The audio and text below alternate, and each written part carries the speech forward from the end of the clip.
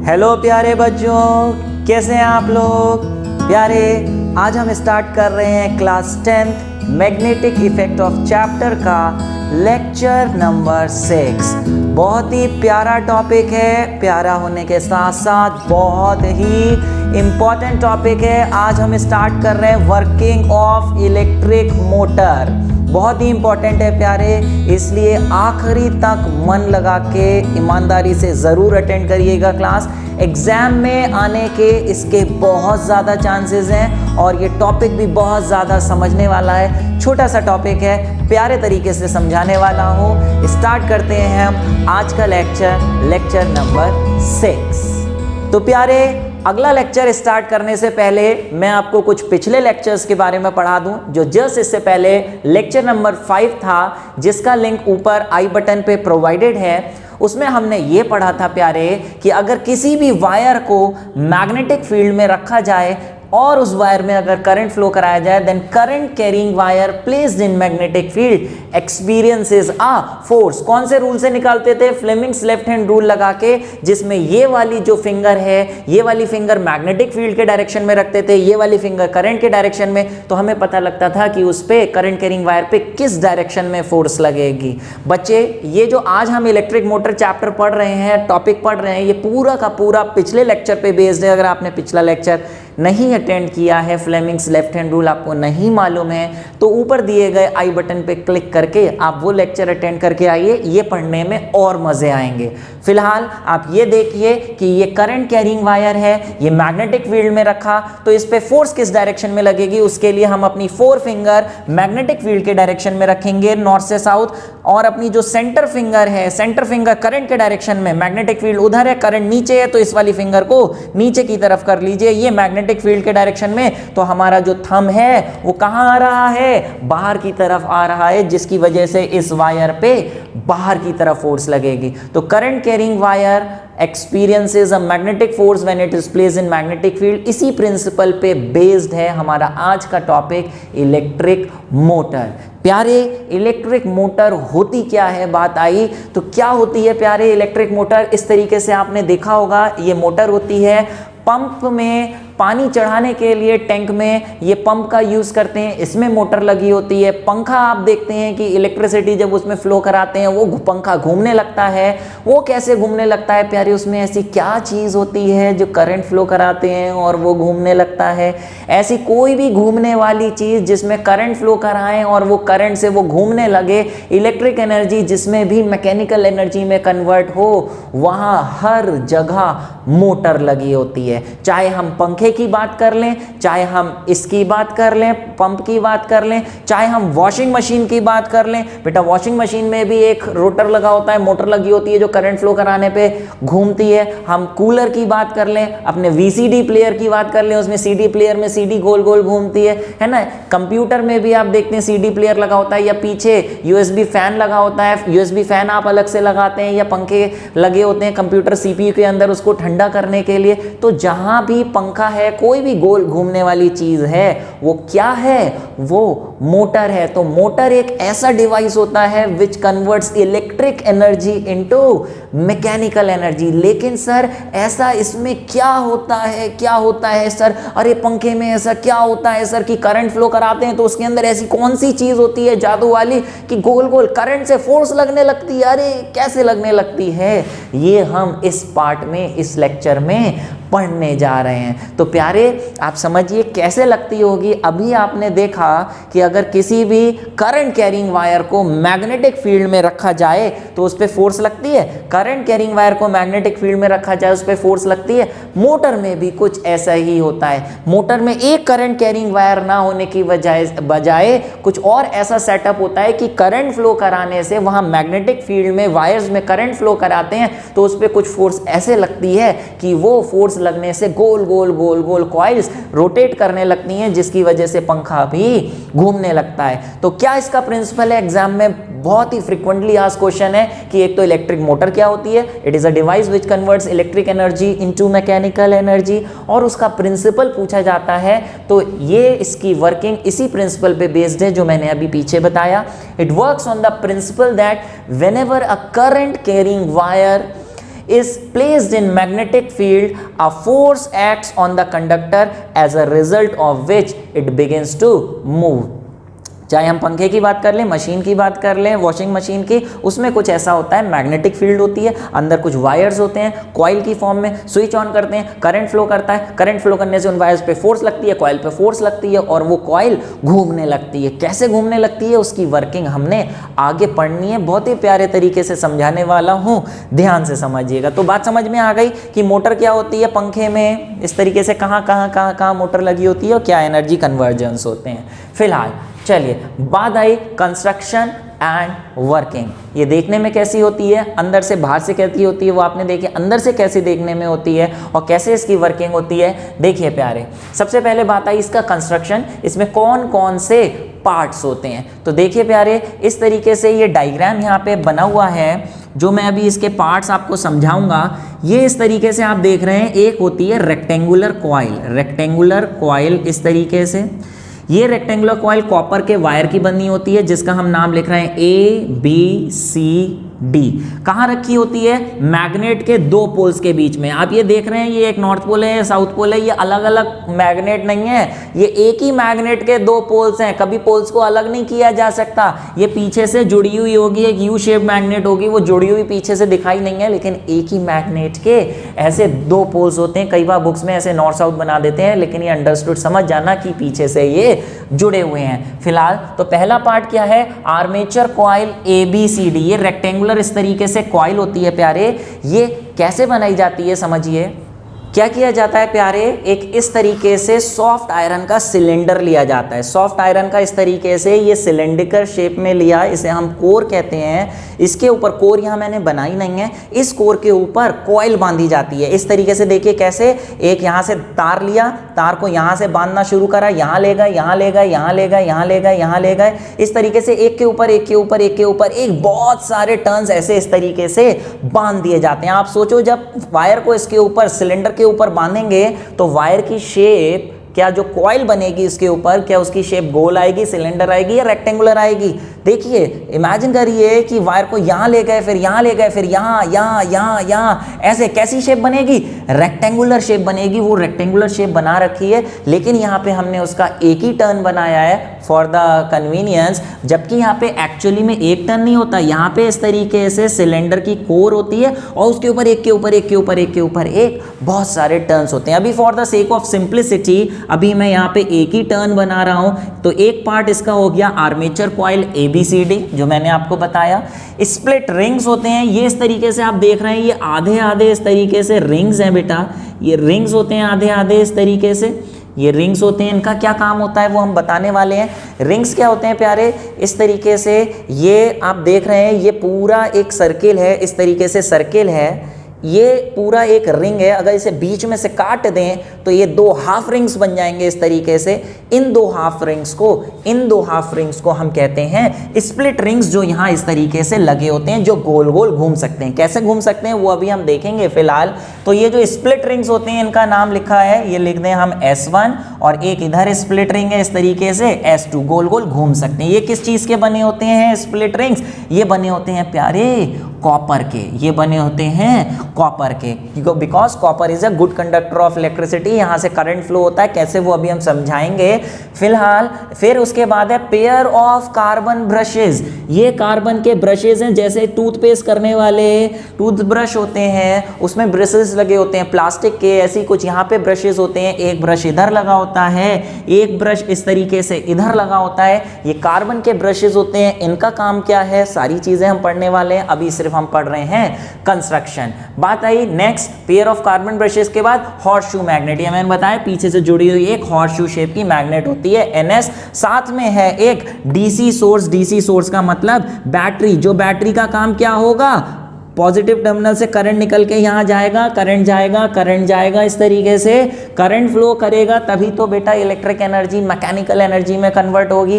कैसे वो हम समझने वाले हैं, पेशेंस रखिए। अभी सिर्फ पार्ट्स बता रहे हैं, लेकिन जैसे मैं समझाना शुरू करूंगा तब आपको मजे आएंगे। अरे सर अच्छा, ये अब समझ में आया कि कैसे वर्क करती है। फिलहाल बेटा ये आपने सारे पार्ट्स देख लिए। एग्जाम में ये डायग्राम बनाने को आ सकता है, लेकिन एग्जाम में आएगा तो आप ऐसे नहीं बनाओगे, कैसे बनाओगे वो मैं अगली स्क्रीन पे आपको बना के दिखाऊंगा, अभी ये सिर्फ एक इलस्ट्रेशन है। तो प्यारे, अब ये कंस्ट्रक्शन के बाद बात आई वर्किंग। सर ये वर्क कैसे करता है? वर्क कैसे करता है प्यारे, आप समझिए क्या होता है। ये जो इस तरीके से दो इस तरीके से पोल्स बना रखे हैं, पोल्स के बीच में हमने इस तरीके से रेक्टेंगुलर कॉइल ली है प्यारे। रेक्टेंगुलर कॉइल में जब करंट फ्लो होता है तो अभी आपने पढ़ा current carrying wire placed in magnetic field experiences a force. तो यहाँ पे ये जो दो पार्ट्स हैं, इसके दो आर्म्स हैं ए बी और सी डी, ये दोनों के दोनों मैग्नेटिक फील्ड में जब करंट फ्लो होता है तो इन दोनों पार्ट्स पे इक्वल एंड ऑपोजिट फोर्स लगती हैं सेपरेटेड बाय सर्टेन डिस्टेंस। ये दो इक्वल एंड अपोजिट फोर्सेस किस डायरेक्शन में लगेंगे आप देखिए ज़रा। होगा ये कि ए बी वाले वायर पे अगर हमें फोर्स निकालनी है तो आप देखिए कि इसमें मैग्नेटिक फील्ड तो है नॉर्थ से साउथ और करंट जा रहा है अंदर की तरफ। ये करंट की फिंगर, ये मैग्नेटिक फील्ड की। मैग्नेटिक फील्ड नॉर्थ से साउथ, करंट अंदर की तरफ, तो इस पे फोर्स लगती है नीचे की तरफ, इस पे फोर्स बाहर की तरफ। अभी फोर्स का डायरेक्शन समझा नहीं रहा हूं, आगे समझाऊंगा। होता ये है कि इसके एक आर्म पे अंदर की तरफ, एक आर्म पे बाहर की तरफ। अभी होता क्या है कि इस तरीके से मान लें ये कॉइल रखी थी, एक पे अंदर की तरफ एक पे बाहर की तरफ, two equal and opposite forces, एक अंदर और एक बाहर। आप सोचिए कोई एक इस तरीके से प्लेट है, उसको इधर वाली साइड से अंदर की तरफ दबाया जाए, इधर वाली साइड से बाहर की तरफ खींचा जाए तो ये प्लेट क्या होगी? प्लेट क्या होगी आप सोचिए। ये वाली अंदर की तरफ जाए, ये वाली बाहर की तरफ आए, तो दो इक्वल एंड अपोजिट फोर्सेस जब लगती हैं तो दो इक्वल एंड अपोजिट फोर्सेस, एक अंदर एक बाहर, इन दो इक्वल एंड अपोजिट फोर्सेस के पेयर को हम कहते हैं कपल। तो two equal and opposite forces acts on its to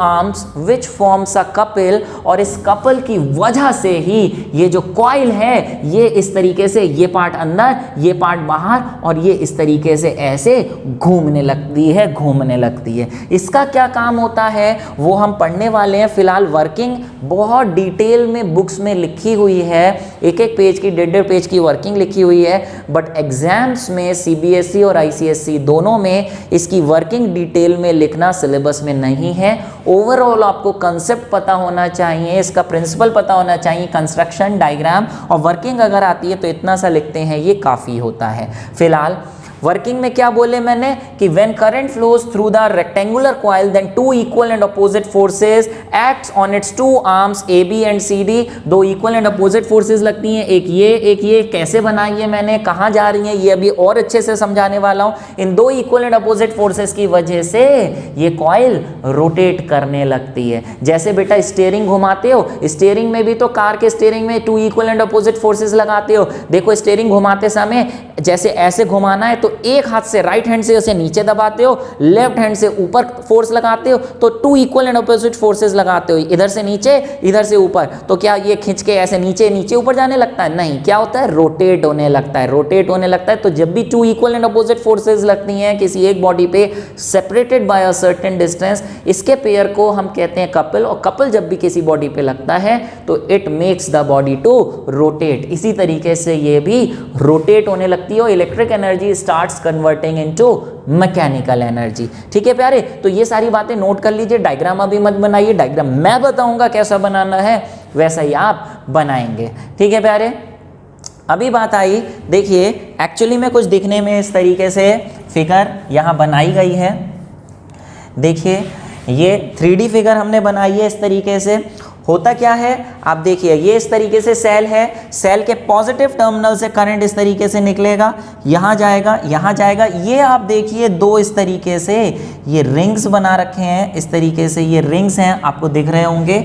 ये रिंग कॉपर के होते हैं, इसे R1 इसे R2, और ये ब्रशेज हैं। ये ब्रशेज ऐसे होते हैं कि इन रिंग्स को टच कर रहे होते हैं, सिर्फ टच कर रहे होते हैं। ये क्यों लगाए गए हैं, रिंग्स का काम क्या है, स्प्लिट रिंग्स का और ब्रशेस का, वो हम समझने वाले हैं। फिलहाल ये इस तरीके से रेक्टेंगुलर कॉइल आप देख पा रहे हैं, ये रेक्टेंगुलर कॉइल है इस तरीके से, और इसमें करंट जब फ्लो होगा तो मैग्नेटिक पोल्स के बीच में रखे होने की वजह से इस पे two equal and opposite forces लगेंगे। आप देखिए ये वाला जो वायर है ये तो मैग्नेटिक फील्ड की डायरेक्शन में मैग्नेटिक फील्ड नॉर्थ से साउथ है और वायर भी नॉर्थ से साउथ है। तो आपने पढ़ा था अगर current carrying wire magnetic field के अलोंग रखा हो तो उस पे तो कोई फोर्स नहीं लगेगी, तो इस वाले पार्ट पे तो अभी कोई फोर्स नहीं लगेगी, लेकिन इस पे और इस पे लगेगी। जरा देखिए, मैग्नेटिक फील्ड नॉर्थ से साउथ है और ये करंट अंदर की तरफ जा रहा है, 3 डायमेंशनल फिगर है, इस पे और इस पे फोर्स लगेगी दो इक्वल एंड अपोजिट डायरेक्शन में, जिसकी वजह से ये गोल गोल घूमने लगेगा, एक पे बाहर की तरफ एक पे अंदर की तरफ, ये गोल गोल घूमेगा। वो फोर्सेस का डायरेक्शन कैसे निकालना है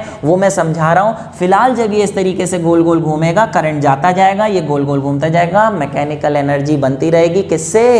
electrical energy. Here electric energy is continuously converting into mechanical energy। अभी बात आई, अच्छा सर बार बार आप कह रहे हैं कि डायग्राम बनाना है, डायग्राम बनाना है, डायग्राम कैसे बनाएंगे? ये मेरे अपने डायग्राम से समझिए, थोड़ा सा समझना आसान हो जाएगा आपको। क्या करना होगा, आपको 2 पोल्स बनाने होंगे। सबसे पहले इस तरीके से आप देखिए, ये हो गया आपका एक नॉर्थ पोल इस तरीके से, और एक बनाएंगे आप इस तरीके से साउथ पोल। ये ध्यान से समझना और डायग्राम कॉपी पे बनाते जाना साथ साथ में। ये इसके बीच में आप रखेंगे एक कॉइल, वो भी कैसी? रेक्टेंगुलर, इस तरीके से ये रेक्टेंगुलर कॉइल जो किस पे बंधी हुई होगी, किस पे बंधी हुई होगी वो मैं यहाँ पे बनाऊं कि नहीं बनाऊं? चलो बना देता हूं। किस पे? एक सिलेंड्रिकल कोर पे बंधी हुई होगी इस तरीके से, सिलेंड्रिकल कोर। जो सिलेंड्रिकल कोर खुद किस सब्सटेंस की बनी होगी? जी हाँ, सॉफ्ट आयरन की। ये सॉफ्ट आयरन की बनी होगी। इससे क्या फर्क पड़ेगा वो हम देखेंगे, लेकिन इतना तो पता है ना आपको, कोर हमेशा जनरली सॉफ्ट आयरन की ही लेते हैं। अच्छा, ये इसके ऊपर ऐसे बहुत सारे टर्न्स बंधे होंगे, मैंने थोड़ी सी स्पेसिंग कर दी है बीच में, थोड़ा सा क्लियर रहे इसलिए। एक्चुअली में बीच में कोई स्पेसिंग नहीं होगी, तार तो बिल्कुल चिपका हुआ सॉफ्ट आयरन कोर के ऊपर ही बंधा हुआ होगा। मैंने थोड़ा स्पेस करके बनाया, क्लियर रहे डायग्राम। फिलहाल ये जब हम इसके ऊपर बांधेंगे, बहुत सारे टर्न्स, मैंने यहाँ पे सिर्फ एक ही टर्न बनाया है, लेकिन एक्चुअली बहुत सारे टर्न्स लेंगे। बहुत सारे टर्न से क्या फायदा है वो हम देखेंगे, लेकिन सिंप्लिसिटी के लिए सिर्फ मैंने यहाँ पे एक रेक्टेंगुलर टर्न ले लिया, जिसका नाम रख दिया ABCD। अभी देखिए, अगर सिंपली यहाँ पे बिना कोई स्प्लिट रिंग लगाए ऐसे बैटरी लगा देंगे एक स्विच के साथ, तो जरा देखिए क्या होगा। इस तरीके से जैसे ही स्विच ऑन करेंगे, इससे करंट निकलना शुरू होगा। करंट यहाँ जाएगा इस तरीके से, इसमें जाएगा, इसमें जाएगा, इसमें जाएगा, इसमें जाएगा। अभी आप देखिए, जब AB वाले पार्ट में करंट जाएगा तो इस AB वाले पार्ट पे फोर्स कहाँ लगेगी? जरा देखिए फोर्स कहाँ लगेगी प्यारे। इसमें देखिए, मैग्नेटिक फील्ड इस पॉइंट पे नॉर्थ से साउथ है, तो मैग्नेटिक फील्ड तो नॉर्थ से साउथ ऐसे आपने फिंगर रख ली, और ये आप देखिए, ये करंट की डायरेक्शन है। करंट कहाँ जा रहा है? ऊपर जा रहा है, तो इस पे करंट ऊपर की तरफ ले जाइए, फिंगर ऊपर की तरफ, नॉर्थ से साउथ मैग्नेटिक फील्ड, करंट ऊपर की तरफ। तो थंब कहाँ जा रहा है? देखिए थंब कहाँ जा रहा है? अंदर की तरफ जा रहा है, अंदर की तरफ जा रहा है, तो इस पे फोर्स कहाँ लगेगी? अंदर की तरफ। ऐसे ही इस पे डायरेक्टली देख लीजिए, अगर करंट ऊपर जा रहा था तो फोर्स अंदर थी, करंट का डायरेक्शन उल्टा हो गया, तो इस पे फोर्स कहाँ लगनी चाहिए? बाहर की तरफ। लेकिन हम निकाल के देखेंगे कि बाहर आ रही है नहीं आ रही है। आप इस पॉइंट पे मैग्नेटिक फील्ड तो नॉर्थ से साउथ ऐसी ही रहेगी, मैग्नेटिक फील्ड नॉर्थ से साउथ, और करंट की फिंगर नीचे की तरफ कर दी, तो आप देखिए थंब कहाँ आ गया? बाहर की तरफ आ गया। तो देखिए हमने निकाल लिया, इस पे फोर्स लगेगी कहाँ? आउटवर्ड्स। ये मैं एरो ऐसे और ऐसे बना रहा हूं, इसका मतलब ये मत समझना कि फोर्स इधर लग रही है और फोर्स इधर लग रही है। इसका मतलब है फोर्स अंदर, पेपर के परपेंडिकुलरली अंदर। डायग्राम जो बोर्ड पे बनाया है तो बोर्ड के अंदर, और ये आउट लिखा है यानी बोर्ड से बाहर। एक फोर्स ऐसे अंदर की तरफ और एक फोर्स ऐसे बाहर की तरफ। समझ पा रहे हैं प्यारे? अभी क्या होगा, जब ये दोनों फोर्सेस इस तरीके से लगेंगी, इस फोर्स की वजह से ये कॉइल रोटेट होने लगेगी। कैसे रोटेट होने लगेगी समझिए। माने ये इस तरीके से एक कॉइल है, रेक्टेंगुलर कॉइल है। मैंने कहा ये वाली जो साइड, AB वाली जो साइड है, इस पे अंदर की तरफ फोर्स लगेगी, और ये जो CD वाली साइड है, इस पे बाहर की तरफ फोर्स लगेगी। तो सोचिए कोई जना इस वाले पार्ट को अंदर ले जाए, इस वाले पार्ट को बाहर लाए, तो इस पे बाहर, इस पे अंदर, बाहर और इस पे अंदर। अरे ये क्या होगा? ये बाहर आ रहा है, ये अंदर जा रहा है, तो ये थोड़ी कि ये वाला वायर निकल के उधर भागने लगेगा और ये वाला वायर अंदर निकल के भागने लगेगा, क्योंकि ये जुड़े हुए हैं। जैसे स्टीयरिंग जुड़ा हुआ था तो वो भागा नहीं, गोल घूमने लगा। ऐसे ही ये भागेगा नहीं आगे, ये अंदर नहीं भागेगा, बल्कि ये जुड़े हुए हैं, तो ये ऐसे गोल घूमने लगेगा, गोल घूमने लगेगा, गोल घूमने लगेगा। तो आप देखिए यहाँ पे जादू हुआ, करंट दिया, करंट से कोई चीज रोटेट करने लगी। कैसे रोटेट करने लगी वो आप समझ गए।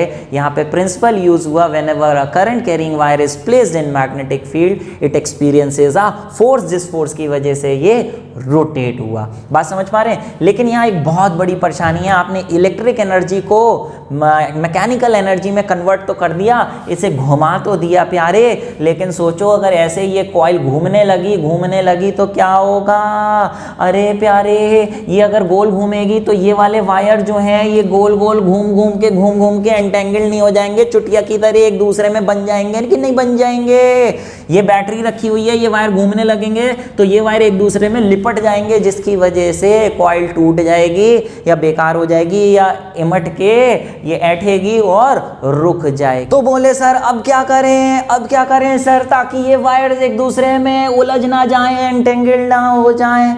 बेटा इसी से बचने के लिए स्प्लिट रिंग्स का यूज होता है, स्प्लिट रिंग्स और ब्रशेस का यूज होता है। देखिए कैसे यूज होता है, यहाँ पे ये वायर्स एंटेंगल ना हो जाएं, उसके लिए ये जो यहाँ से दो वायर्स जा रहे हैं, अगर ये दो वायर इससे फिक्स कर दिए तो बैटरी के साथ, जब ये बैटरी तो यहीं रहेगी, इसके साथ जब ये कॉइल घूमेगी तो ये वायर यहाँ वाले भी एंटेंगल्ड हो जाएंगे। इससे बचने के लिए क्या किया जाता है प्यारे, यहाँ पे इस तरीके से दो हाफ रिंग्स लगाए जाते हैं, इस तरीके से दो हाफ रिंग्स लगाए जाते हैं। आप देखिए इस तरीके से मैंने बनाए दो हाफ रिंग, जिन्हें हम क्या कहते हैं, स्प्लिट रिंग्स या फिर कम्यूटेटर रिंग। स्प्लिट रिंग या फिर कम्यूटेटर रिंग, नाम याद कर लो, ये बहुत इंपॉर्टेंट है, एक नंबर में आता है कि what is the function of split ring और कम्यूटेटर रिंग। तो क्या लिखोगे वो आप देखो, ठीक है, यहां लिखा है, लेकिन समझो कैसे। ये जो स्प्लिट रिंग्स यहां पे हमने बनाए हैं, जिस रिंग का नाम मैं लिख रहा हूं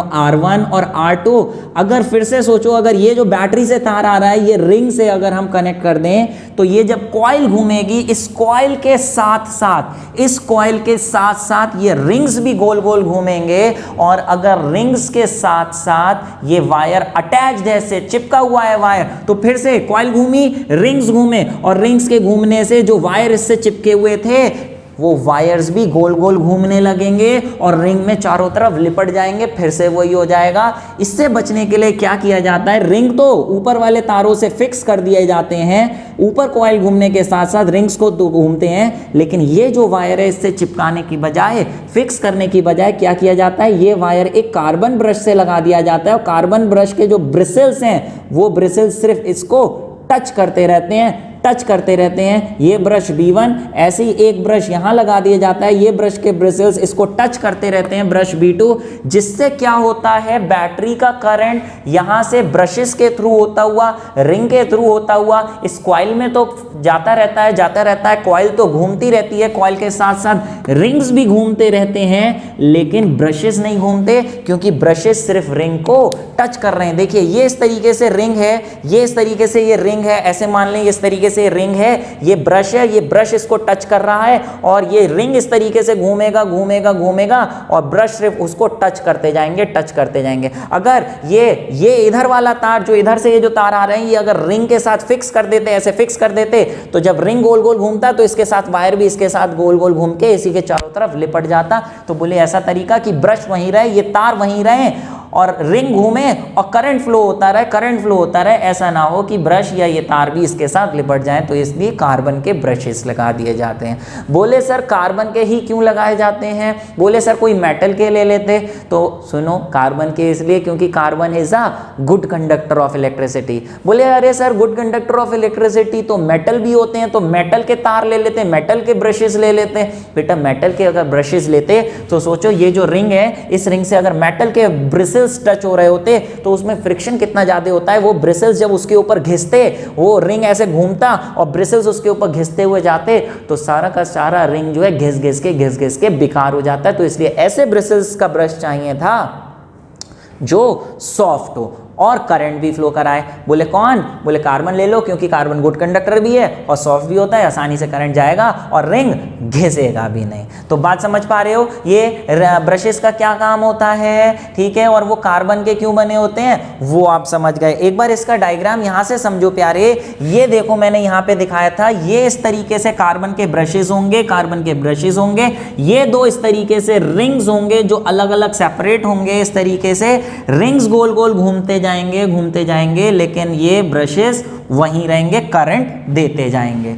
बेटा यहां पे बात आई कि ये दो रिंग्स ऑब्वियसली अलग अलग होंगे, एक तरफ से करंट जाएगा, एंटर करेगा कॉइल में, और दूसरी तरफ से करंट लीव करेगा। तो दो रिंग्स तो अलग अलग होंगे ही होंगे, लेकिन बच्चे बोले कि सर अगर ये रिंग्स गोल गोल घूमेंगे, ये सर आधे आधे रिंग्स हैं, होता क्या है एक्चुअली में, आप समझो, मैं इस तरीके से समझा रहा हूं। एक ब्रश ऐसे है, एक ब्रश इस तरीके से ऐसे लगाए, और बीच में दो रिंग्स इस तरीके से ऐसे लगे हैं जो स्प्लिट हैं, बीच में से स्प्लिट हैं, इसलिए इसे स्प्लिट रिंग भी कहते हैं। स्प्लिट हैं, जब ऊपर की कॉइल ऐसे ऐसे घूमेगी तो ये रिंग भी कॉइल के साथ साथ ऐसे ऐसे ऐसे ऐसे घूमेंगे। दो ब्रशेस ऐसे लगे रहेंगे और बीच का जो रिंग है वो ऐसे ऐसे गोल गोल घूमेगा। बोले सर ये जब गोल गोल घूमेगा तो बीच में जो कटा हुआ पार्ट है वो जब यहां आएगा, सर ये देखिए सर, ये गोल घूमेगा तो कटा हुआ जो पार्ट है वो आएगा, तो क्या होगा सर? कांटेक्ट तो छूट जाएगा। जब ये गोल घूमेगा, बीच में ब्रश की ये खाली जगह आएगी, तो सर फिर करंट तो फ्लो नहीं कर पाएगा।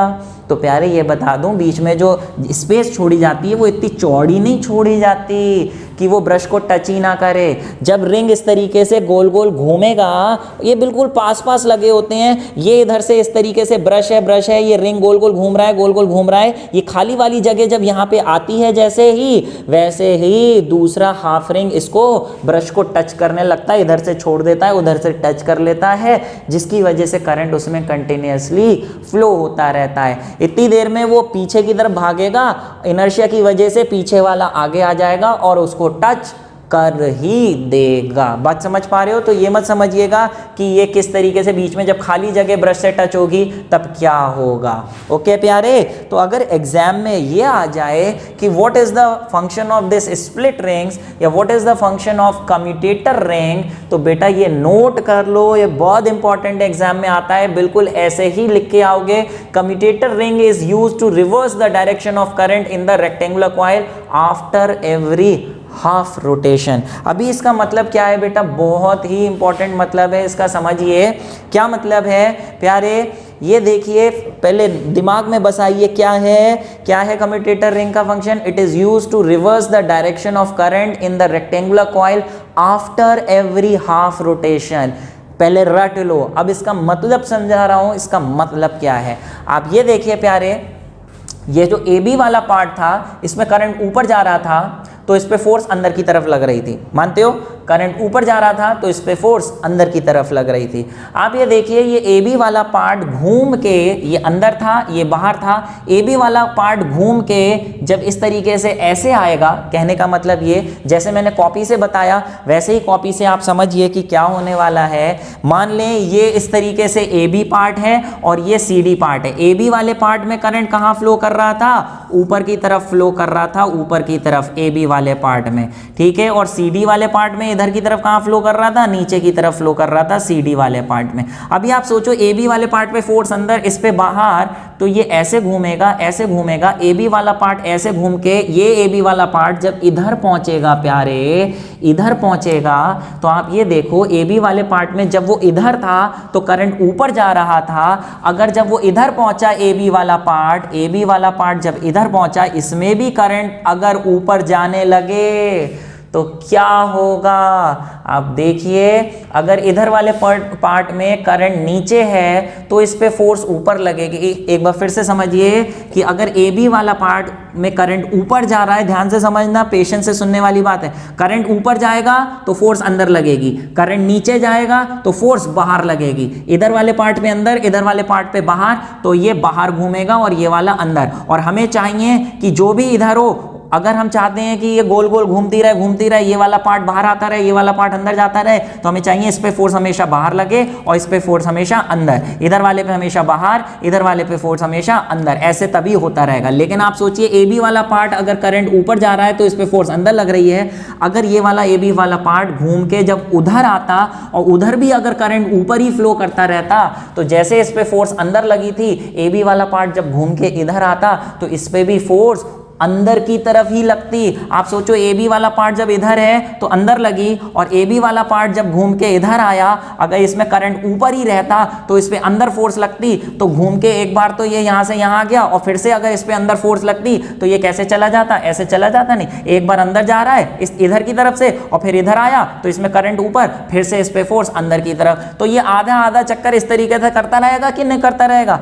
हमें चाहिए कि इधर वाले पार्ट पे हमेशा फोर्स अंदर लगती रहे, इधर वाले पार्ट पे फोर्स हमेशा बाहर लगती रहे। इधर वाले पार्ट पे फोर्स हमेशा अंदर तब लगेगी तब जब चाहे इधर ए बी आए चाहे इधर सी डी आए, करंट हमेशा अगर ऊपर फ्लो करता रहे इसमें तो फोर्स अंदर लगती रहेगी, और इधर जाए जो भी पार्ट आए, चाहे ए बी आए घूम के चाहे सी डी आए, अगर करंट उसमें नीचे जाता रहे तो उसमें फोर्स बाहर लगती रहेगी। अब आप सोचो क्या होगा, ए बी वाले पार्ट में करंट ऊपर जा रहा था, हमें चाहिए जब ये आधा रोटेट करके उधर चला जाए तो ए बी वाले पार्ट में करंट कहाँ जाने लगे, नीचे जाने लगे। यानी हमें ये चाहिए था कि ये जो ए बी वाला पार्ट यहाँ पे ब्रश B1 से कनेक्टेड है, पॉजिटिव टर्मिनल से कनेक्टेड है, जब ये उधर की तरफ जाए तो इसमें डायरेक्शन ऑफ करंट उल्टा होने के लिए ये किससे कनेक्ट हो जाए, B2 ब्रश से कनेक्ट हो जाए। उसी के लिए यहाँ ब्रशेस लगा रखे हैं, आप देखिए, और रिंग लगा रखे हैं। ये जो ए बी वाला पार्ट है जब ये इधर पहुंचेगा तो ये R1 वाला रिंग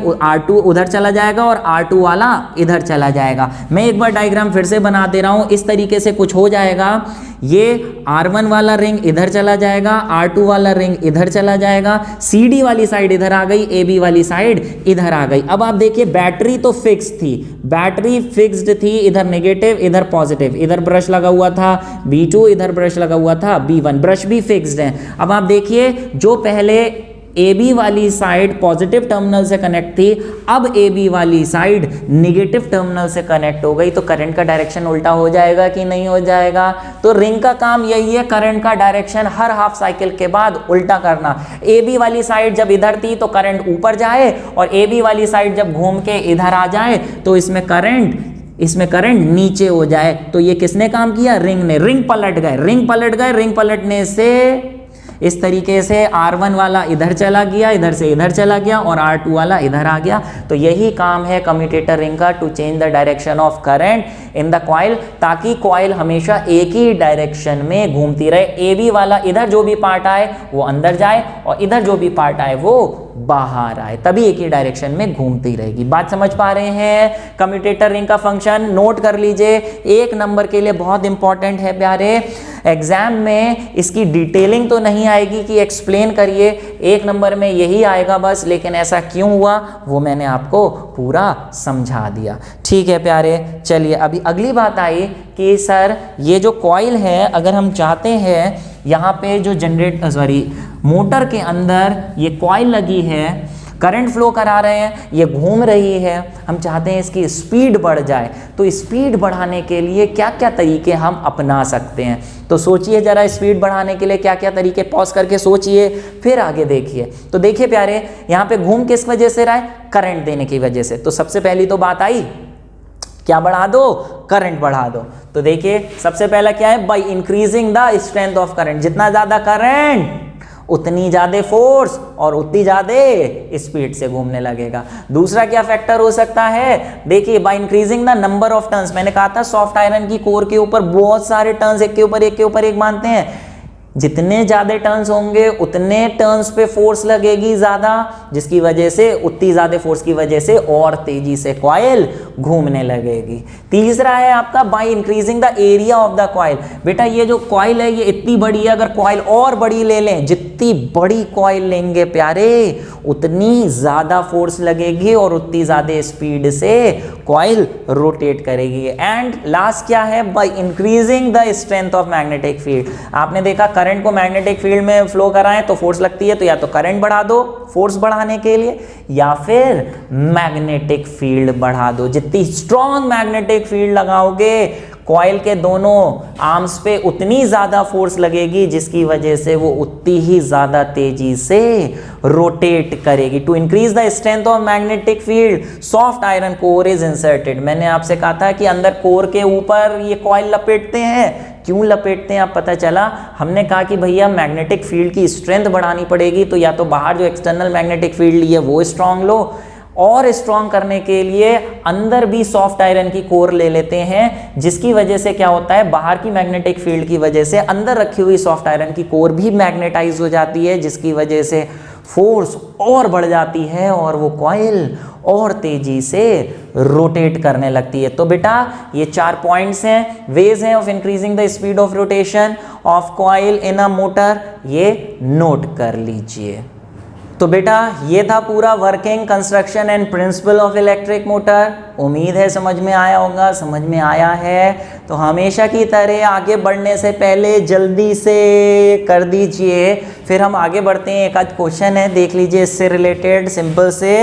क्या क्वेश्चन है प्यारे, बोल रहे हैं कि एक इस तरीके से ये इलेक्ट्रिक मोटर का सिंपल डायग्राम दे रखा है। इसमें बोल रहे हैं rectangular coil ABCD having a battery connected between its 2 ends A and B। A and B ये बैटरी का पॉजिटिव टर्मिनल, ये नेगेटिव टर्मिनल। पॉजिटिव से करंट निकलेगा, ऐसे जाएगा, ऐसे जाएगा, ऐसे आएगा, ऐसे आएगा, ऐसे ऐसे ऐसे इस तरीके से करंट फ्लो करेगा। बोल रहे हैं what is the direction of current in the coil. Current की डायरेक्शन पूछ रहे हैं कॉइल में, तो ऑब्वियसली आप क्या लिख सकते हो, करंट की डायरेक्शन है BCDA। BCDA ये तो बहुत ही सिंपल था, लिख दीजिए BCDA या फिर लिख दीजिए सामने की तरफ से क्या, एंटी क्लॉकवाइज। फिलहाल मोस्ट अप्रोप्रिएट BCDA करंट की डायरेक्शन हो गई। ठीक है, फिर बात I what is the direction of force on each arm. ये जो 2 आर्म्स हैं इसके AB और CD, इन दोनों पे फोर्स किस डायरेक्शन में लगेगी। तो ये लीजिए left hand rule, Fleming's left hand rule. Fleming's left hand rule के लिए सबसे पहले AB वाले पार्ट पे अगर हम फोर्स निकालें तो देखिए मैग्नेटिक फील्ड किस डायरेक्शन में है, यहाँ पे नॉर्थ से साउथ। तो ये वाली मैग्नेटिक फील्ड की फिंगर नॉर्थ से साउथ कर दी। करंट कहाँ जा रहा है, नीचे। तो ये लीजिए थंब कहाँ आया, बाहर की तरफ आ गया। तो इस पे फोर्स कहाँ लगेगी, आउटवर्ड्स। इस पे फोर्स लगेगी आउटवर्ड्स। और ये डायरेक्ट लिख दे रहा हूं, इसमें आउटवर्ड है तो इधर वाले पे इनवर्ड्स लगेगी। ठीक है प्यारे, ये यहाँ पे लिख देंगे AB वाले पे किस डायरेक्शन में और CD वाले आर्म पे किस डायरेक्शन में। ये आप लिख देंगे perpendicularly outwards to the plane of board, आप लिख देंगे perpendicularly outwards to the plane of paper, और यहाँ लिख देंगे perpendicularly inwards to the plane of paper. कह रहे what is the effect of these forces on the coil. बेटा ये जो 2 फोर्सेज लग रही हैं दोनों बिल्कुल इक्वल होंगी क्योंकि सेम करंट फ्लो कर रहा है। फोर्स का फॉर्मूला आपने लास्ट लेक्चर में पढ़ा था, बिल साइन थीटा, है ना, बिल साइन थीटा। B का मतलब magnetic field, same magnetic field में है, सेम करंट है, सेम लेंथ है, सेम एंगल है, तो दोनों पे फोर्स भी सेम लगेगी, इक्वल फोर्स लगेगी, लेकिन अपोजिट डायरेक्शन में, एक बाहर एक अंदर। तो दीज 2 फोर्सेज जो कि इक्वल भी हैं ऑपोजिट भी हैं will form a couple due to which the coil starts rotating. तो यहाँ यही पूछा है what is the effect of forces. आप कहोगे these forces being equal and opposite will form a couple due to which the coil starts rotating. ठीक है, next, how is the effect of force on coil change if the connection at the terminals of the battery are interchange. कह रहे हैं अगर ये terminals उल्टे कर दें तो ऑब्वियसली करंट का डायरेक्शन उल्टा हो जाएगा, और करंट का डायरेक्शन अगर उल्टा हुआ तो बेटा इसका सेंस ऑफ रोटेशन जो था वो भी उल्टा हो जाएगा। ठीक है, अभी फिलहाल ये बताइए इसका जो डायरेक्शन ऑफ रोटेशन है अभी के हिसाब से वो क्या होगा, इस पे आउटवर्ड, इस पे इनवर्ड। ये वाला पार्ट आउटवर्ड आ रहा है, ये वाला पार्ट अंदर जा रहा है, तो इस तरीके से ऐसे होगा। ऊपर से देखें, ऊपर से देखें तो ये वाला पार्ट अंदर, ये वाला पार्ट बाहर, ऐसे ऐसे ऐसे ऐसे ऐसे ऐसे ऐसे घूमेगी। और ऐसे ऐसे अगर डायरेक्शन पूछें तो ये क्लॉक हुआ या एंटी क्लॉक हुआ, ऊपर से देखिए ऐसे ऐसे घूमेगी, तो ये एक तरीके का एंटी क्लॉकवाइज डायरेक्शन हुआ। तो आप यहाँ पे लिख देंगे इफेक्ट ऑफ फोर्सेस में जब आप लिखेंगे it will start rotating, bracket में लिख देंगे इसका डायरेक्शन क्या, एंटी क्लॉकवाइज। फिलहाल एक पांचवा पार्ट और मैं जोड़ देता हूं। बताइए ये जो इलेक्ट्रिक मोटर का डायग्राम है, अगर ये इलेक्ट्रिक मोटर का डायग्राम है तो इसमें क्या ड्रॉबैक है, क्या ड्रॉबैक है, इसमें क्या कमी है? जी हाँ, क्या कमी है? जी हाँ, यहाँ पे स्प्लिट रिंग्स नहीं लगे हैं, यहाँ पे ब्रशेस नहीं लगे हैं, जिसकी वजह से दो प्रॉब्लम आएंगी। एक तो करंट का डायरेक्शन चेंज नहीं हो पाएगा हर हाफ साइकिल के बाद, और दूसरा जो वायर्स हैं वो एंटेंगल हो जाएंगे। ठीक है प्यारे, उम्मीद है समझ में आया होगा। ये इतना सा पार्ट है, छोटा सा लेक्चर था। इसके आगे और इम्पॉर्टेंट टॉपिक पढ़ने वाले हैं, बहुत ज़्यादा समझने वाले, इलेक्ट्रोमैग्नेटिक इंडक्शन, जिसके लिंक्स नीचे आपको प्रोवाइडेड मिलेंगे। अगर ये समझ में आया है तो मैंने बोला ये कर दीजिए, और अगर अभी तक सब्सक्राइब नहीं किया है चैनल तो इंस्टेंटेनियस नोटिफिकेशन के लिए सब्सक्राइब भी कर लीजिए, लिंक साइड में प्रोवाइडेड है प्यारे। फिलहाल आज के लिए इतना ही, मेहनत करते रहिए प्यारे, stay happy, stay blessed, and thank you very much and all the best.